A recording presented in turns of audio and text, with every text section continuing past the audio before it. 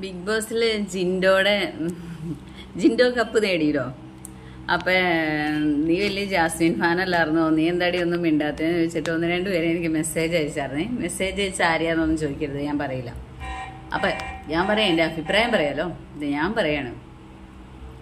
അല്ല, ശരിക്കും പറഞ്ഞാല് ജാസ്മിൻ ഇതിനു മുമ്പത്തെ സീസണിലെ അഖിൽമാരാർക്കില്ലാത്ത എന്ത് സദാചാരമാണ് ജാസ്മിനുള്ളത്.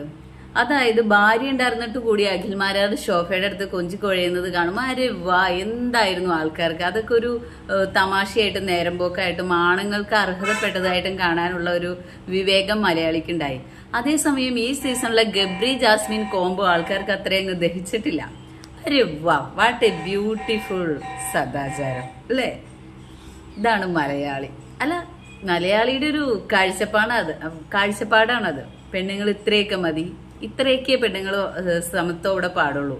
ആണുങ്ങൾക്ക് ഒരു പടി താഴോട്ട് പെണ്ണുങ്ങൾ മതി, അത്രയും സമത്വമൊക്കെ ഇവിടെ മതി. അതിൽ കൂടുതൽ സമത്വത്തിനൊന്നും ഇവിടുത്തെ ആൾക്കാർ വളർന്നിട്ടില്ല എന്ന് മനസ്സിലായോ? ബ്ലഡി മല്ലൂസ്.